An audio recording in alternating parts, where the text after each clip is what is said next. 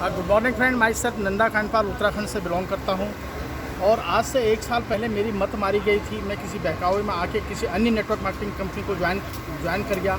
जब उसकी जड़ों में पहुंचा तो वहां खोखला था, मैनेजमेंट झूठी थी और जो कमिटमेंट किया था हमसे वो 4 महीने में हाथ खड़े किए।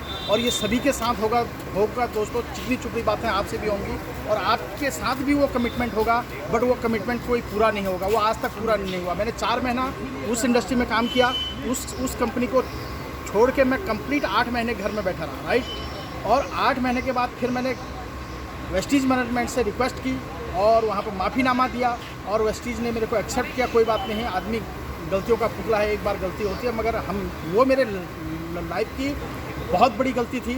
आइंदा मैं पूरी लाइफ कभी ऐसी दोबारा गलती नहीं करूँगा।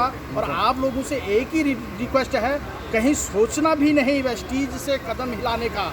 अगर वेस्टीज से कदम हिला दिया तो ये समझ लो कि आप हीरे की खान से बाहर हो गए मेरे दोस्त। और इनकम 12 महीने मैंने अपनी सेल्फ परचेजिंग नहीं करी थी, तो 12 महीने अगर सेल्फ परचेजिंग नहीं करने का मेरा कितना अमाउंट वहाँ होल्ड हुआ था।